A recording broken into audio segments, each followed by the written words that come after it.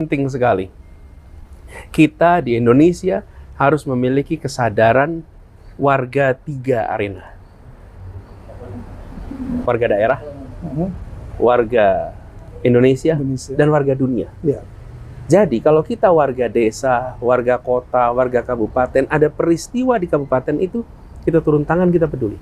Langsung ya, karena Langsung. itu kampung kita ya, Kampung kita. bertanggung jawab. Ya, begitu di dalam kampung kita ada rumah yang runtuh, longsor, maka kita turun tangan ikut perbaiki. Ya. Begitu kita warga Indonesia nih. Itu kesadaran sosial ya. Kita merasa ini ada warga Indonesia yang terkena bencana, erupsi, yang terkena ada konflik, maka kita peduli. Ya. Nah, ketika sampai di level internasional, maka kita harus membangun kesadaran Harusnya itu. pun membangun ya. Kami warga dunia. Warga dunia. Ketika ada satu bangsa disakiti terus-menerus, dijajah terus-menerus, Ya. maka kita tidak bisa tinggal diam. Ya. Dan kita harus menunjukkan sikap kami warga dunia, ini masalah kemanusiaan dan kami peduli. Waktu Indonesia mau merdeka, Ya. coba apa yang terjadi? Organisasi-organisasi buruh di mana-mana, Seluruh dunia. seluruh dunia. Di Ya. Australia, buruh-buruh itu mogok, nggak mau loading barangnya Belanda. Ya. Di banyak negara, kapal-kapal Belanda nggak bisa bergerak. Betul. Kenapa? Betul. Semua orang protes, kami tidak mau Anda menjajah Indonesia. Ya. Itu Ganti. organisasi buruh ya. Organisasi buruh. Sampai ke Mesir juga tuh. Ya. Gandhi bilang di sana, kami tidak mau dengan Belanda. Ya. Di mana-mana Belanda itu diprotes. Ah. Kenapa? Karena mereka merasa ada saudara kami, sesama manusia, Ya. namanya bangsa Indonesia, Ya. kalian jajah. Ya. Terus negeri itu mau merdeka. Oh. Dan lalu kalian mau minta kami melayani, tidak bisa. Ya, ya. Kami berpihak pada kemerdekaan Indonesia. Ya. Sekarang saatnya mengingatkan pada bangsa Indonesia Ya, ya. bahwa kemerdekaan kita dulu itu, ya kita berjuang dalam negeri, Ya. tapi dunia membantu kita. Ya. Bahkan ketika kita berperang melawan Ya. Belanda, Ya, ya. memang senjatanya dari mana?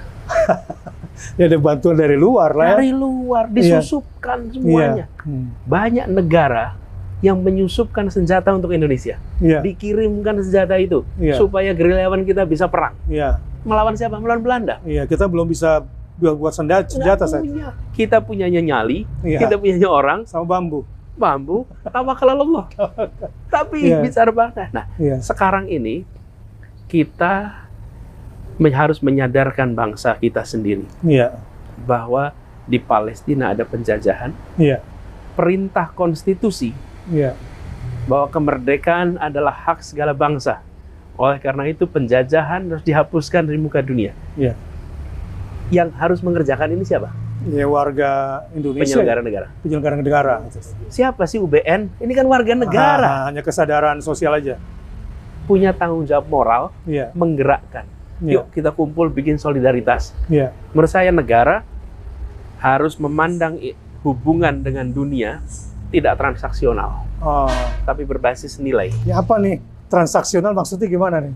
Jadi kami berurusan dengan negara lain, kami berurusan dengan bangsa lain Iya. sebagai transaksi.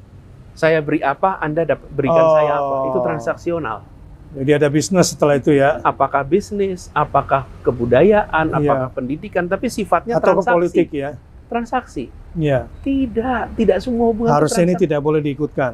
Terlalu lama kita ini bertahun-tahun ini menyaksikan hubungan itu transaksional. Jadi Iya. dunia itu dipandang sebagai urusan Kementerian Luar Negeri. Ah, Jadi ketika ada urusan apa-apa di dunia, iya. pemerintah bilang, oke ini urusan Kementerian Dalam Negeri. Ah, Ini bukan urusan sebangsa kita. iya, iya, iya. Jadi biar Kementerian Luar Negeri aja bikin statement, Iya, Kementerian Luar Negeri aja yang melakukan lobby, iya. dan Ibu Menteri doing a good job. Ibu Menteri melakukan statement-statementnya, sikapnya bagus. Bagus. Kita merasa terwakili di situ. Iya. Oke?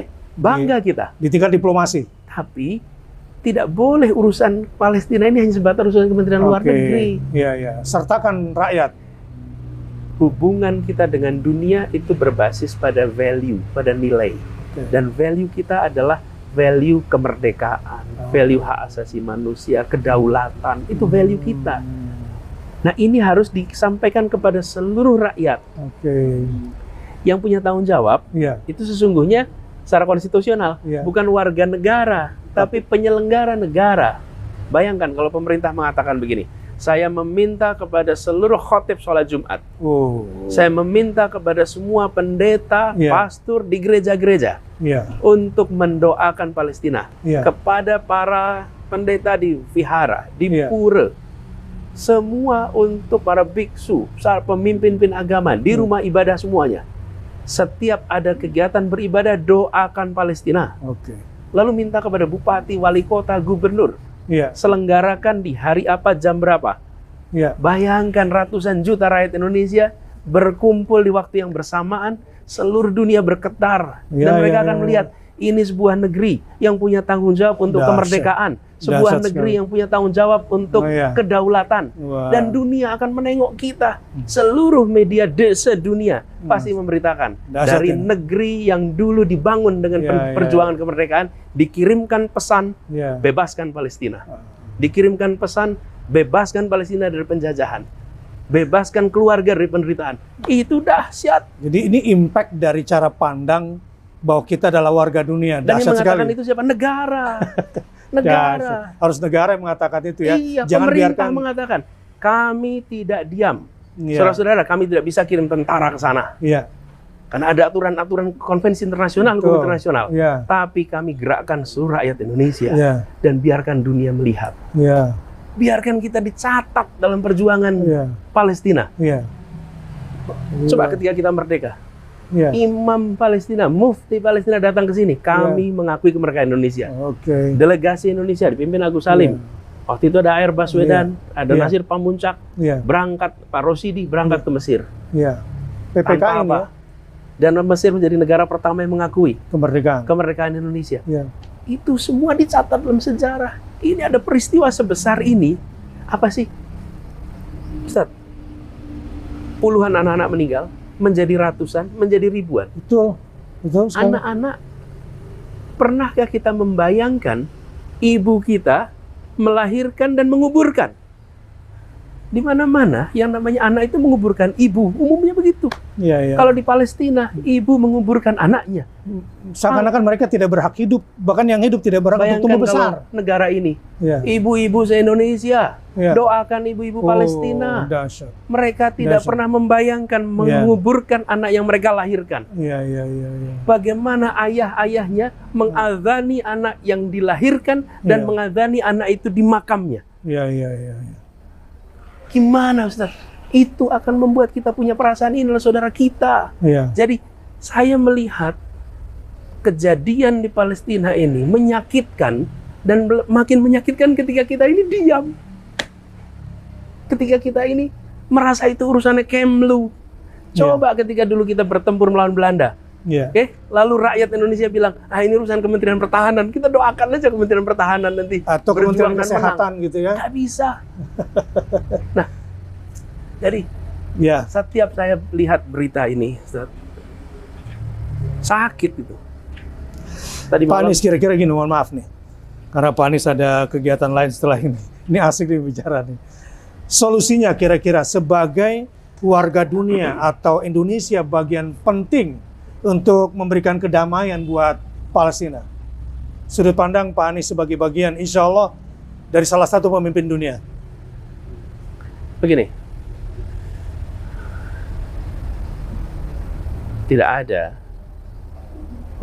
peperangan, pertempuran yang menghasilkan perdamaian. Perdamaian tidak ada. Tidak ada. Tetap harus ada Pertempuran negosiasi. menghasilkan luka. Iya, Peperangan menghasilkan luka. iya, Selalu. Dan hari ini luka itu terjadi. iya. Banyak. Banyak. Dan setiap ada konflik, Iya, setiap kali ada pertempuran, maka di situ minimal ada 4 kelompok. iya, Satu kubu ada 2 kelompok. iya, Kelompok yang moderat, iya, kelompok yang garis keras. iya.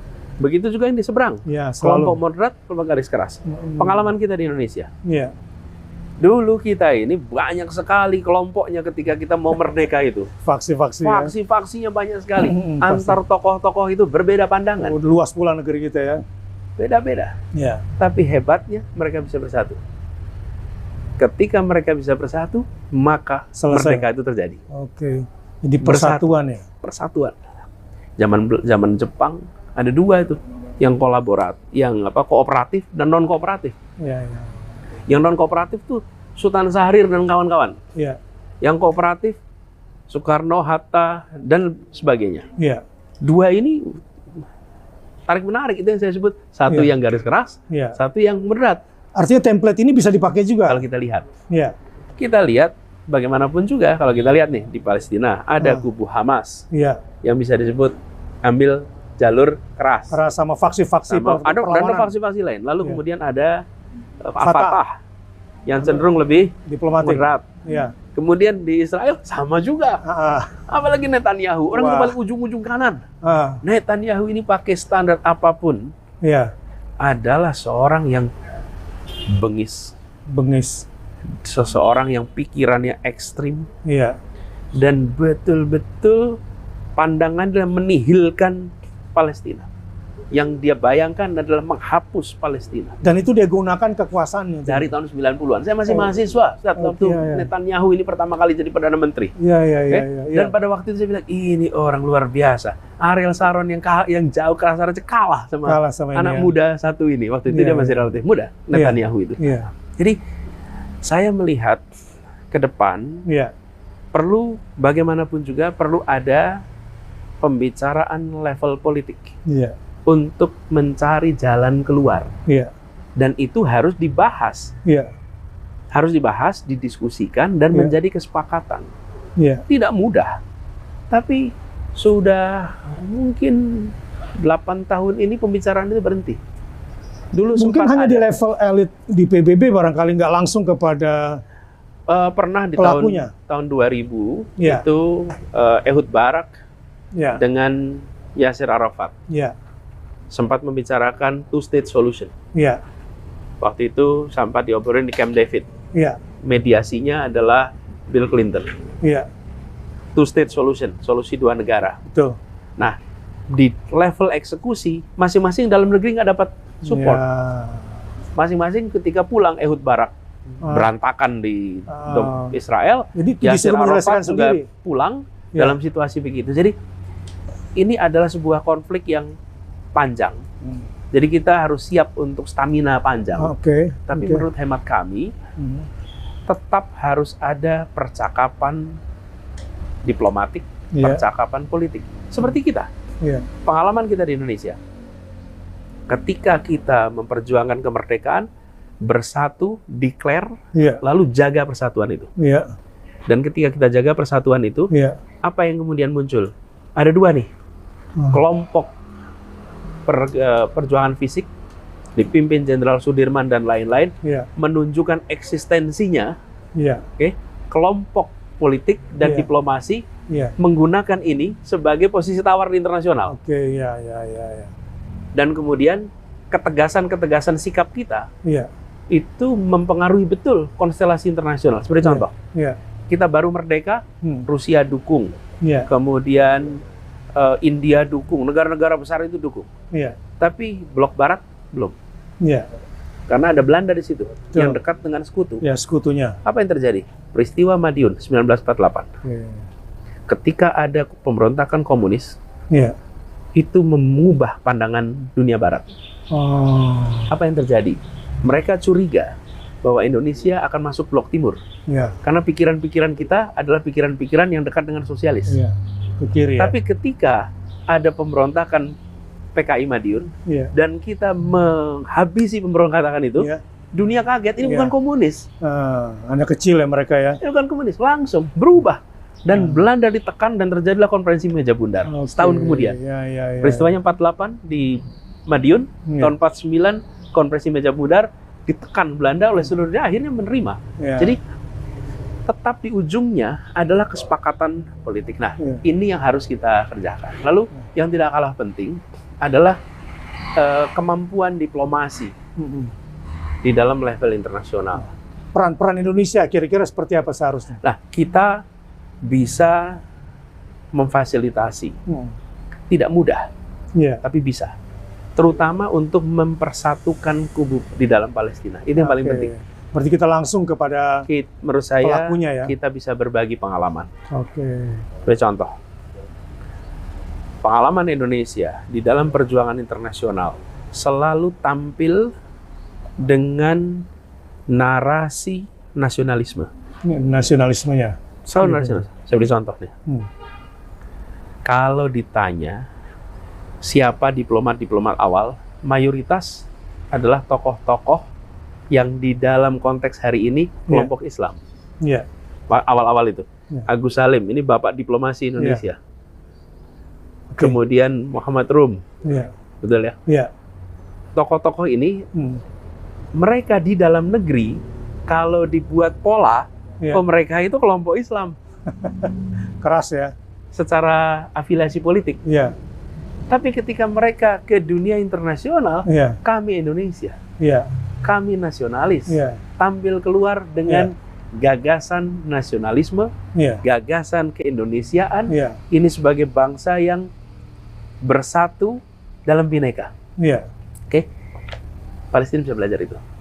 Bahwa keluar, tapi kalau kita di dalam negeri, Bung Tomo, tempur takbir. Untuk ya. Tapi Agus Salim tidak di luar takbir. Iya. Di dalam negeri, kayak Hasyim Asy'ari mengeluarkan resolusi jihad. Santri ribuan hibahkan nyawa dengan membawa takbir. Iya.